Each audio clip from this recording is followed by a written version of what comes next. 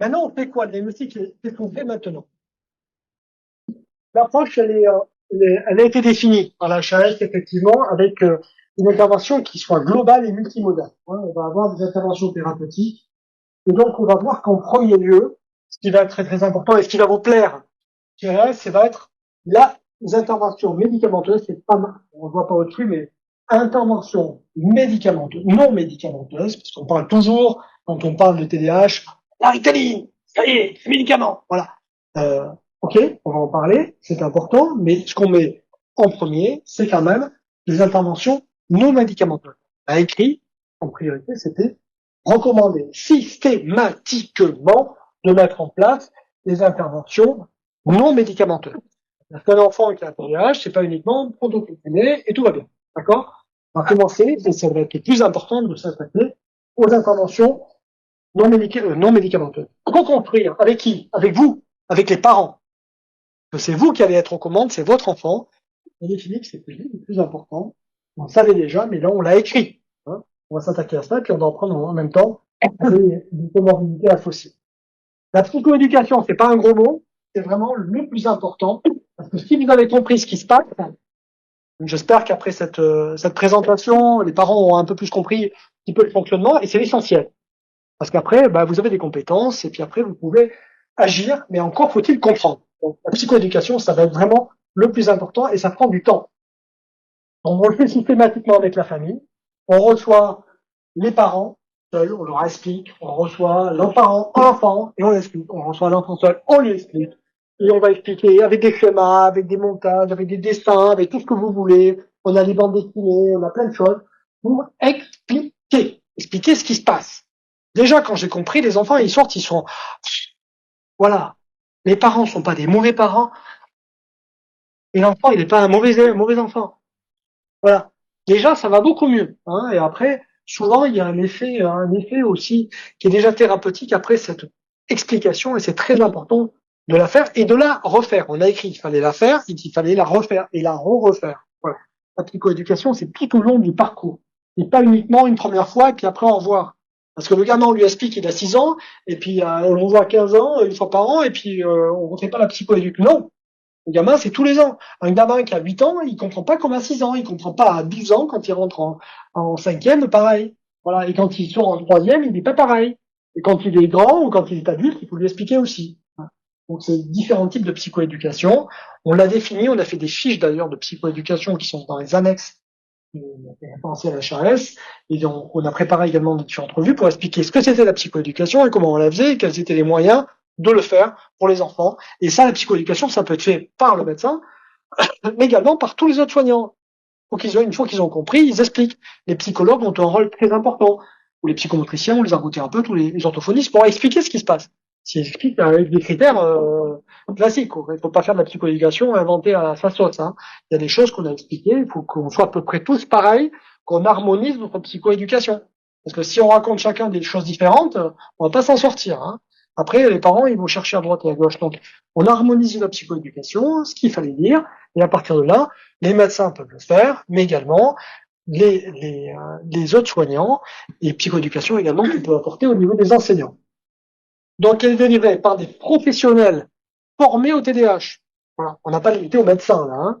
Là, c'est tous les professionnels formés au TDAH et renouvellement ultérieurement par le médecin. À chaque fois que nous on les voit, on refait une chose. Et ensuite, ça peut être conduite en consultation, mais également on peut faire de la psychoéducation comme vous avez en atelier. Quand vous faites un atelier de résistance non violente, et qu'est-ce qui se passe? Vous avez la première 2 ou 3 séances qui sont de la psychoéducation. Quand vous faites du Barclay, des groupes spécifiques d'habileté parentale, qu'est-ce qu'on fait au départ? De la psychoéducation. Et c'est vraiment très très important de pouvoir, c'est pas qu'on va vous apprendre la médecine, c'est simplement que vous sachiez pourquoi il y a un problème. Quand vous savez qu'il n'y a pas de frein, eh bien, vous apprenez à votre élève à conduire de manière différente. Voilà. C'est ça qu'il faut comprendre. Aider les parents à adapter. Alors, ensuite, deuxième chose, après la éducation, deuxième partie très très importante, c'est ce qu'on appelle les programmes éducatifs d'habilité parentale. Ça ne veut pas dire que les parents sont mauvais. On vous dit pas que vous êtes mauvais et que vous devenir. Non. Il faut être meilleur que vos parents, il faut que vous soyez mieux que la normale. Il faut que vous soyez au-dessus du standard. C'est des enfants beaucoup plus compliqués à éduquer. Et là, je ne vous parle pas que de TDAH, je vous parle de tous les TND. Tous les TND, il faut que les parents soient meilleurs que les autres. Voilà, il faut être les meilleurs. Voilà, c'est comme ça. Voilà. Vous n'êtes pas les mauvais parents, mais il faut que vous soyez meilleurs parents que la moyenne. Voilà. Parce que c'est compliqué, c'est difficile. Donc les habiletés parentales, c'est pour vous donner des outils, des clés, des moyens à être meilleurs que les autres parents. Parce que vous devez être meilleur que les autres, puisque c'est plus compliqué. Vous avez un enfant qui n'est pas standard, et vous allez devoir développer des compétences spécifiques pour y arriver. Donc là, on a introduit dans les recommandations, comme quasiment obligatoire, les programmes d'éducation en habileté parentale, et on a défini ce qui était valide, enfin tout ce qui était aujourd'hui en cours. Voilà. Donc l'accessibilité, donc on a dit aider les parents à s'adapter, ça inclut des interventions qui peuvent être soit en groupe, soit le programme d'habileté parentale, ça peut être fait en individuel, c'est-à-dire en consultation. Vous pouvez travailler sur les habiletés parentales. Bon, ça m'arrive de le faire en consultation avec les parents, mais également de le faire en atelier. En atelier, là, c'est 5, 8, 10, 12 par an, en présentiel ou en distanciel. Vous avez très bien le programme que vous avez en résistance influente, vous le faites en distanciel. Il y a des programmes Barclay en distanciel. On peut le faire aussi sous forme distancielle et sous forme présentielle. C'est mieux quand c'est fait en présentiel, moi je le trouve. Et c'est bien quand c'est fait en groupe parce qu'on partage nos difficultés et les expériences. Ce qui est plus efficace, c'est les programmes de développement personnel et les programmes d'habileté parentale faits en groupe. Ces programmes, ils doivent être faits sous forme de groupe ou individuel, efficacité précoce, et ça a été validé. Les seules validations qu'il y a eu, c'est pas les habiletés parentales, c'est pas les habiletés personnelles chez les gamins. Tous les ateliers chez les gamins, chez les enfants, les jeunes enfants, prise en charge en petits groupes, etc., c'est pas très bon au niveau des résultats. C'est pas validé au niveau des résultats. Ça commence à fonctionner chez les adolescents. Mais en groupe, ce qui marche, c'est tous les ateliers avec les parents. Quels que soient les troubles dans tous les TND, l'idée, ça fonctionne quand on s'occupe des parents. Donc, recevoir des enfants, même à la limite, on s'est aperçu que la psychothérapie chez les enfants, en individuel, ça marchait pas bien. Il vaut mieux travailler avec le parent, en séance, sur ces difficultés, et donner des outils plutôt que de travailler avec les enfants. Ça soulage l'enfant, ça va le soulager. Il sera soulagé quand il va voir le psychologue, il raconte sa vie, ses malheurs, machin. Ça sera de la psychothérapie de soutien. Ça va l'aider à relâcher ses émotions, ça va lui faire du bien au niveau émotionnel, mais ça va pas forcément changer sa trajectoire et son comportement. Ça va l'apaiser, mais ça va pas être aussi fonctionnel qu'une psychothérapie réalisée avec les parents. Et c'est pas parce que les parents ont un problème, encore une fois, vous n'avez pas de problème, vous n'êtes pas des mauvais parents, on cherche simplement à faire de vous des parents qui ont des compétences supérieures. Voilà. C'est ça qu'il faut vraiment, faut arrêter de se culpabiliser, là, hein, voilà. Parce qu'il y en a beaucoup qui sont dans la culpabilisation, et ils se font culpabiliser par les autres, la justice, les beaux-parents, et compagnie, ou le compagnon, le mari, quand les parents sont séparés, etc. Donc, l'idée, c'est d'être meilleur parent, d'arriver à avoir plus de compétences. C'est vraiment important de le comprendre. Les programmes qui existent, il y a le Barclay, bon, ça vieillit un peu, hein. Le Barclay, il serait temps un petit peu que ça revienne, vous avez des filles partout. Il y a le livre avec le TDAH, c'est 21, un livre avec le TDAH, c'est 21 ateliers avec capsule vidéo. Moi, j'ai le bouquin, c'est un peu lourd à mettre en place. Un crédit de ça, c'est aussi un programme écrit. Et puis, il y en a d'autres, il y a le triple P et la thérapie d'interaction par enfant. Tout ça, c'est des programmes qui ont été écrits, qui sont validés, qu'on a écrits dans les recommandations. Moi, j'aime beaucoup personnellement tout simplement les programmes d'affirmation de soi. Moi, je fais des ateliers pour les parents et tout simplement pour apprendre à faire une demande à son enfant, apprendre à dire non, recevoir une critique, faire une critique, faire des compliments. Tout simplement un programme d'affirmation de soi, ça marche aussi très bien parce que pour les formes au départ. Et je trouve que c'est très intéressant pour les parents de pouvoir faire ce type d'atelier. Il y en a un peu partout. C'est souvent fait pour les parents. Il y a des groupes d'intervention pour les parents anxieux, etc. Si vous avez la chance de pouvoir faire ces programmes d'affirmation de soi, c'est très intéressant. Et je trouve que ça devrait être systématiquement fait pour tous les élèves de seconde ou de première. Entre 16 et 18 ans, ça devrait être obligatoire pour tous les enfants, personnellement, d'apprendre à faire une demande. Voilà. Sans crier. Je veux, je veux, je veux! Hein. Il y a une manière de voir. J'aimerais, hein, je souhaiterais. Je comprends que maintenant, tu préfères que j'aille me coucher, mais je préférerais jouer à Fortnite jusqu'à 23h30. Je comprends vraiment que c'est contrarie, mais ça me ferait vraiment très plaisir. Donc, donc on forme les enfants à dire ça, les parents, bon, mais voilà, c'est plus agréable en tout cas que de recevoir le «je veux, t'es une connasse si tu veux pas». Voilà, ça c'est ce qui est habituel, voilà. Mais, l'affirmation de soi, ça permet un peu plus d'équilibrer la relation. À aider sans trop assister, ça c'est plutôt vraiment ça c'est ma conviction personnelle un petit peu parce qu'on a tendance à beaucoup aider et on va se retrouver sur un peu un cercle d'hyper-accommodation un peu comme dans le comportement tyrannique. Dans les recommandations, on a précisé un petit peu ce qui était nécessaire et ce qui n'était pas obligatoire, hein. Donc il y a pas mal de choses qui peuvent être mises en place, mais attention, on n'est pas obligé, le TDAH n'impose pas systématiquement de faire un dossier à la MDPH. C'est pas parce qu'il y a un diagnostic de TDAH qu'il faut systématiquement mettre l'enfant, le catégoriser comme handicapé, parce que lui, il va prendre le statut, hein. Déjà, à 8 ans, il va être catégorisé handicapé. Une fois que vous avez le statut, après, pour le sortir, c'est difficile. Donc, ils sont pas forcément handicapés. D'ailleurs, c'est pas forcément un TDAH léger peut être très intéressant aussi au niveau du développement personnel, etc. Donc, attention, c'est pas toujours nécessaire de sortir l'artillerie lourde avec un projet personnalisé de scolarisation, le PPS, avec une signalement au niveau de la MDPH. Parce qu'il peut y avoir des dangers à tout ça. Si on insiste trop, c'est difficile de courir avec un déambulateur, hein. Quand on a une ESH, le problème c'est bien, ça calme le gamin, ça le fait sortir de la classe, mais il n'apprend pas à gérer sa colère. Il y a des freins à ça, il faut faire attention. Systématiquement mettre une AESH quand il y a un enfant qui a un trouble de l'attention n'est pas forcément obligatoire. Ça doit être mesuré en fonction des besoins de l'enfant. Alors, les recommandations sont des recommandations médicales, elles ne vont pas être des recommandations de cotation ou de prise en charge financière, même si on peut dire que ça serait intéressant que ça soit pris en charge. Après, dans les prises en charge, ce qui est important, c'est de prendre en charge ce qui est nécessaire, et pas de tout prendre en charge. Voilà. Et donc, oui, quand c'est nécessaire, moi, l'idée, c'est d'ajuster, en fait. D'assister, et si vous mettez un enfant, pour pas qu'il se noie, le gilet de sauvetage, la bouée, la planche, la perche, etc., il n'apprendra jamais à nager, hein. Donc, il y a, effectivement, ce qui est tendance aujourd'hui, c'est de tout mettre en place pour aider le gamin. Alors, on met tout en place, oui, ça aide beaucoup, mais le problème, à force d'aider, il est plus confronté au problème. Donc, c'est vraiment un équilibre à trouver, de manière à ce que l'enfant arrive à développer des compétences, soit exposé quand même à une certaine frustration. Il faut qu'il apprenne à gérer cette frustration. Il faut qu'il apprenne à gérer ses difficultés. Oui, c'est difficile, oui, c'est comme ça, mais voilà, on va le récompenser quand il fait des efforts, mais pas tout l'assister, parce que si vous assistez trop, le problème, c'est qu'il fait plus rien. Si vous mettez un ordinateur et vous dites, ah, j'ai mal pour écrire, on prend l'ordinateur, le gamin, il écrira jamais, hein. Ça, c'est sûr, il prend son ordi, et puis il ouvre, et puis pendant les cours, il joue au Fortnite. Bon, on le voit tous les jours, ça. Donc, pas toujours. Il y a des gamins, ils sont incapables d'écrire parce qu'ils peuvent pas tenir un stylo, tout ça. Ils sont tellement dyspraxiques qu'ils n'arrivent pas à tenir un stylo, mais c'est pas très fréquent, hein. Alors que quand on force un gamin à écrire, ben déjà, il va déjà arriver mieux à comprendre la lecture et le code orthographique s'il écrit plutôt que s'il frappe. Il saura toujours taper l'ordinateur plus tard.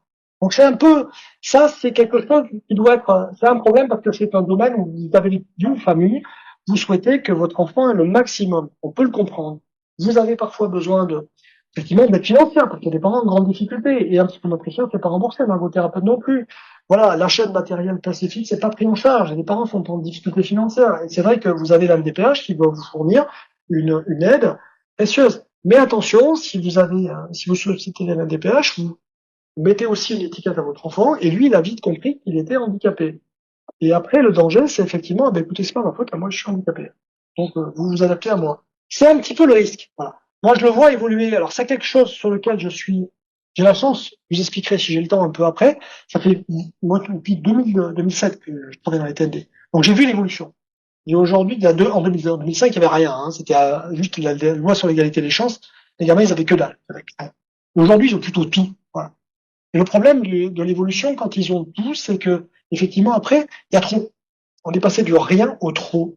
Et après, ça, on est dans un cercle vicieux un petit peu où les enfants, ils se désadaptent et puis ils arrivent, ils ont tellement eu l'habitude d'avoir le AESH que quand ils arrivent après le collège, après le brevet, il n'y a plus d'AESH, quoi. Je veux dire, quand ils passent en bac pro, c'est fini, quoi, hein. Et quand ils vont chez le professionnel parce qu'ils ont fait un CFA, dans l'entreprise, il y a plus d'AESH. Donc, aider, oui, mais attention. Moi, je suis. Alors, les recos, on en a parlé un petit peu. On a dit, c'est pas systématique. Moi, j'aurais été même plus loin en disant, moi, à titre personnel, hein, là, c'est personnel. Je trouve qu'on aide aujourd'hui un peu trop, et il faut mesurer cette aide parce que c'est dangereux de trop aider. Voilà. Moi, j'appelle ça la bienveillance. Faut faire attention avec la bienveillance. C'est un bon concept. Faut pas leur faire mal, mais attention. Dans la vie, on est amené à avoir des difficultés. Et si au cours de notre éducation, on n'arrive pas à avoir des problèmes et à apprendre à les gérer, ben, on ne développe pas des stratégies de résolution de problèmes. Et tous les problèmes sont résolus pour nous. Donc le danger aujourd'hui, dans pas mal d'enfants, c'est que bah, ils ont tout maintenant, et, enfin, on est beaucoup de choses. Et après, le problème, c'est qu'ils n'arrivent pas à le développer. Alors je me dis, c'est un peu polémique, hein, c'est voilà, mais c'est une évolution que j'ai constatée et je dis attention, soyons prudents. On a vu les dangers de l'hyper-accommodation avec le comportement tyrannique, mais là c'est un peu pareil. Ouais, on s'accommode, on a moins de problèmes, mais après quand on arrive à 15-16 ans, ben, le gamin il n'a pas appris à générer des solutions par lui-même. Il était beaucoup aidé, puis après ça s'arrête. Après on peut passer effectivement à la hache, mais après une hache, c'est l'éducation adulte handicapé et puis c'est la vie. Hein. Donc après, c'est le risque. Donc j'entends la nécessité, je comprends que ça soit mis en place, mais moi, dans ma pratique personnelle, en tout cas, je suis très vigilant et je suis plutôt en train de dire au parents, attendez, on va y aller au fur et à mesure, en fonction des besoins, mais pas systématique. Alors qu'en 2006, par exemple, quand on commençait, en 2007, moi, je m'étais dit, pareil, TPH, ou les bilans, voilà, j'en sais tout. Mais aujourd'hui, je me suis ça, c'est l'expérience avec le recul. Ça, c'est bon la chance que j'ai d'avoir un peu de recul là-dessus. Je me dis, le danger, je les vois évoluer ce gamin. Je les ai vus grandir. Je les ai vus j'ai vu ceux qui avaient, je les vois grandir depuis 2006. Hein, ça fait 18 ans, là, ça fait 8 ans. Donc effectivement, je les ai vus grandir. J'ai vu le danger que ça pouvait avoir. Donc j'ai alerté de ce côté-là et je mets un alerte et je l'ai fait à la HAS en disant attention, je suis sur le terrain, j'ai vu comment ça évoluait, méfiance.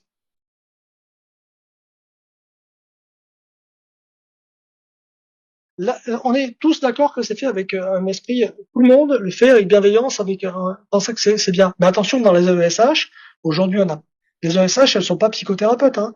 Qu'est-ce qu'elles font? Elles vont aider l'enfant. Elles sont pas toutes formées non plus à donner une aide ponctuelle, mais parfois elles vont faire. Il y a toutes les catégories d'AESH. Et c'est sur des gens souvent qui ont eu un parcours de vie avant et qui font ça comme un deuxième métier et souvent et donc voilà ou un premier métier ou un deuxième métier. Et donc c'est pas forcément il n'y a pas une harmonisation des AESH. On n'a pas défini clairement quelles étaient leurs missions, comment elles devaient se comporter. Elles n'ont pas toujours une formation dans les TMD. Donc certaines sont très aidantes, d'autres pas du tout. Parfois certaines sont maltraitantes. Il peut y avoir de tout. Donc oui, mais je crois que le plus important, c'est avant tout de former les parents. Hein. C'est encore une fois, c'est le plus important, c'est ça. Et prudence par rapport à ça.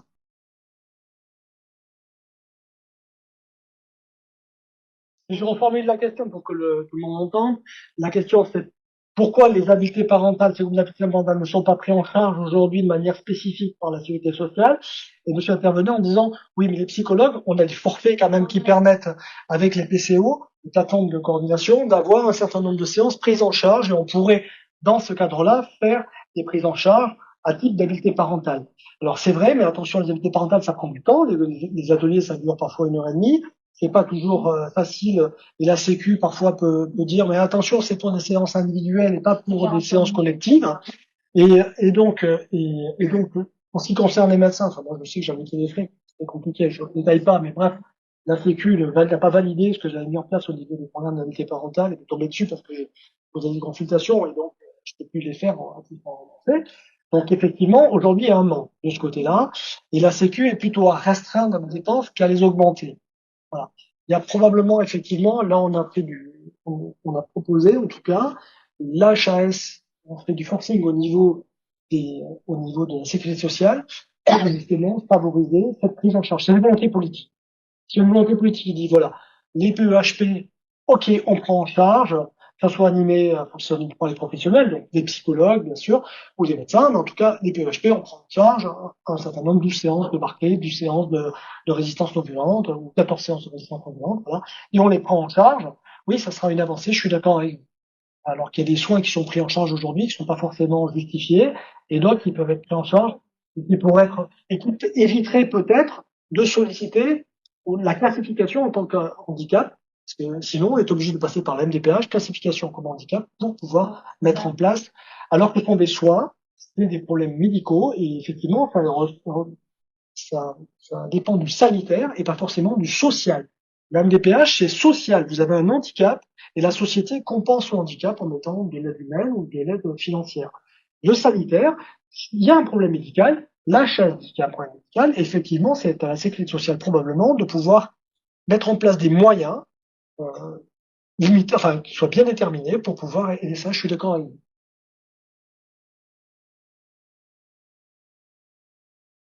Vous me parlez de danger, vous me parlez de solution. L'AESH est une solution. Ça va, il y a un problème, on met en place une solution. Mais quel est le problème? Que je vous ai dit tout à l'heure, dans les références, on a dit d'abord on fait un diagnostic. Donc si ce qui est important, c'est d'abord de savoir ce qui se passe. Parce qu'effectivement, vous dites peut-être que l'enfant il est TSA, peut-être qu'il a un TDAH, on va mettre une AESH et on voit. Parce qu'il est en danger. Avant de mettre une AESH, qui est une solution, qui peut être tout à fait adaptée, hein, d'abord on regarde ce qu'il a. D'abord on regarde quel est le problème. Et si on fait d'abord un diagnostic, c'est d'abord le diagnostic qu'on met en place. Vous allez d'abord chez le médecin, avant de passer chez le pharmacien. Et là c'est pareil. Si vous allez chez le pharmacien sans savoir ce que vous allez prendre, vous prenez au hasard, des fois ça tombe bien, des fois ça tombe mal. Donc je suis d'accord. Le problème c'est pas attendre des années d'avoir un diagnostic, c'est de développer qu'on puisse faire un diagnostic. Et ensuite, une fois qu'un diagnostic a été posé de manière claire, est-ce que c'est un TSA, est-ce qu'il a un TDAH, est-ce qu'il a un TOP, est-ce qu'il a un trouble du comportement tyrannique, à ce moment-là, on met ce qu'il faut derrière, c'est-à-dire on met en place une AESH avec un diagnostic précis. Et justement, ce que recommandent la télévision fondation, c'est d'abord on fait le diagnostic et après on met une AESH. Un des problèmes, imaginez un gamin, j'anticipe un peu, il a 6 ans, il a absolument infernal, il n'y a pas de diagnostic. Et en fait, il a un trouble de l'attention sévère. Vous lui mettez un traitement, il a été décidé qu'il prenait une AESH, qu'il peut rester 5 ans avec son AESH. Si le diagnostic avait été fait, que le gamin a été traité par une méthylphénidate, dans le cas où il a besoin des DHLR de méthylphénidate, le gamin, nickel. Il n'a pas besoin de AESH, il n'a besoin de rien du tout. Il a son correcteur attentionnel. Il n'y a aucun problème. Il y a des gamins, vous leur mettez un traitement, ils vont très bien. Ils ont comme un mur pour lui mettre des lunettes, il va très bien. Et lui, certains, on leur a mis un AESH pendant 5 ans, on savait pas ce qu'ils avaient. Et en fait, il suffisait de les traiter correctement, de leur compenser leur trouble quand ils étaient en CP ou en CE1, et ça allait très bien. Donc, et on a perdu 5 ans en mettant une AESH qui n'était pas nécessaire. En plus, c'est stigmatisant, ça dépend pas dans les petites classes, mais après dans les grandes classes, c'est stigmatisant les AESH. Hein. Donc, ils le savent entre eux. Donc, attention à ça. Le danger, c'est de pas traiter quand il y en a besoin, de pas faire un diagnostic. C'est d'abord ça le danger. Et ensuite, c'est ça le danger, c'est qu'il n'y ait pas de diagnostic de fait. Si les parents sont pas d'accord pour faire un diagnostic, alors en tant que professionnel, ben si après, on peut pas forcer les gens à faire un diagnostic. Après, il y a quand même là, il peut y avoir, l'enfant peut être en danger. Hein. Là, on parlait tout à l'heure du P. Si le gamin imaginez un enfant dont les parents, il y a un trouble, l'enfant est en grande difficulté au niveau scolaire et il se met en danger. Il y a un danger de maltraitance pour l'enfant parce qu'il n'a pas le diagnostic adapté, soit un TSA, soit un TDAH, soit ce que vous voulez. Donc, dans ces cas-là, à un moment donné, il y a des clés sociales pour dire, ou juridiques pour dire stop, attendez, les parents, ils refusent la prise en charge de l'enfant, et là, une IP peut être nécessaire pour imposer un diagnostic, voilà. En disant, voilà, il y a un diagnostic, voire un traitement quand c'est nécessaire. Si l'enfant, on a des bureaux d'enfance en danger, on a des IP qui peuvent être utiles, autant des IP peuvent être mis par méconnaissance du trouble du comportement tyrannique, autant des IP peuvent être mises en place pour forcer des parents à établir un diagnostic. On peut pas laisser un enfant sans diagnostic en errance thérapeutique alors qu'on peut le soulager, c'est un manque de moyens, c'est donc une faute des parents. Et donc là, à ce moment-là, l'enfant est en danger. Et là, on peut utiliser différents moyens. En tant que professionnel, quand on a un enfant qui serait en errance de soins, en carence de soins, on sait, nous, on doit déclarer. Hein. On a une obligation, on est délivré du secret médical quand un enfant est en danger. Voilà. Donc c'est un des cas où on peut intervenir.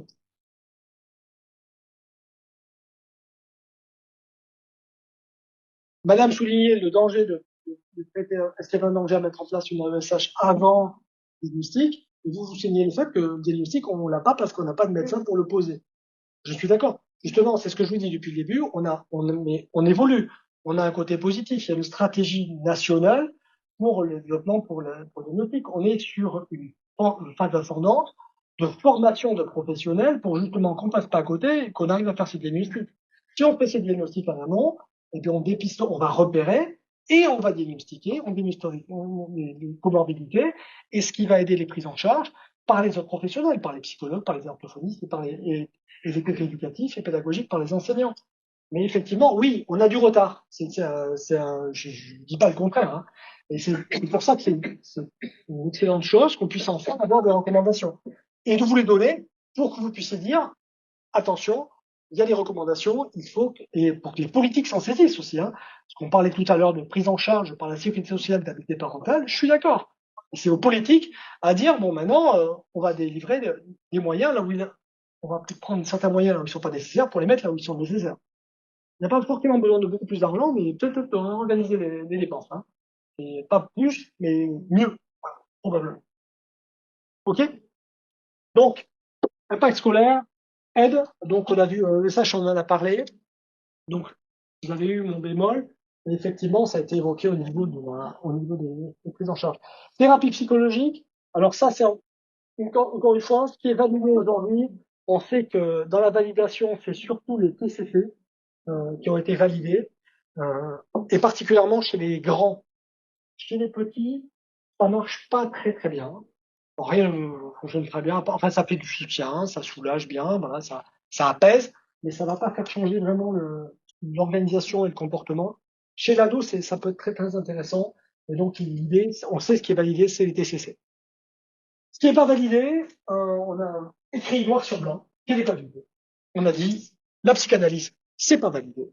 Donc, c'est pas adapté pour un TDAH. Les autres psychothérapies, on a tout ce qui était neurofeedback, c'est pas validé. C'est écrit. La kinésiologie, c'est pas validé. C'est écrit. L'entraînement cognitif, même le mindfulness, c'est pas validé. Dans l'état actuel du connaissance, tout ça, c'est pas validé. C'est écrit. Vous retrouvez noir sur blanc, écrit par la recommandation. Donc, on a dit, non, pas validé, pour l'instant. Vous faites ce que vous voulez, mais ça marche pas sur le délai.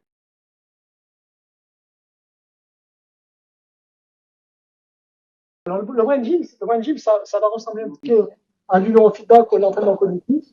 Tout ce qui est, alors, je comprends qu'il y a, voilà, il y a beaucoup d'entraînement au niveau de la conscience. On sait que c'est, aujourd'hui, tous les programmes qui ont été mis en place, euh, Cogmed notamment, c'est pas validé sur le TDAH. Ce n'est pas validé dans la longue durée. C'est-à-dire que ça va fonctionner en cabinet, ça va fonctionner sur des aspects très ponctuels, mais sur du long terme, dès qu'on s'éloigne de la prise en charge, dès qu'on s'éloigne au niveau du temps, il n'y a pas d'effet de long terme. Les très nombreuses études qui ont été étudiées, très nombreuses au niveau de la HAS, c'est pas moi qui le dis, hein, là. C'est pas ma position, c'est la position HAS, ça, hein. On a étudié, ça a été vu, on a dit, mondial, machin, c'est pas validé. C'est clair? C'est écrit. Voilà. On a écrit que c'était pas validé. On a vérifié tout ce qui se faisait dans le monde. Il n'y a aucun argument clinique qui dit que c'est validé. Donc, on dit que c'est pas validé. Voilà. Je suis désolé pour ceux qui font du Cogmed ou du neurofeedback, mais aujourd'hui, dans l'état actuel des connaissances, et de tout ce qu'on a pu lire aujourd'hui, c'est pas validé. Ça ne veut pas dire qu'il n'y a pas des effets. En tout cas, il y a toujours un effet prise en charge. Dans toute prise en charge, même le psychanalyse, dès que vous occupez de quelqu'un, ça va mieux. Mais après, c'est les effets sur le long terme. Alors c'est toujours un peu polémique, c'est toujours un peu compliqué parce il y en a qui sont beaucoup investis, notamment dans le neurofeedback ou dans l'enseignement collectif. Le mindfulness va pouvoir fonctionner par exemple sur les troubles anxieux. Il va y avoir un effet d'apaisement, etc. D'autorégulation, même, ça peut avoir un intérêt hein, dans le TDAH, mais pas en termes de prise en charge spécifique. Habitude de vie, on en a parlé tout à l'heure, ça c'est important. Le sommeil, c'était très important. De le repérer, mais également de maintenir un sommeil de qualité. L'alimentation, il n'y a pas de, c'est comme tout le monde.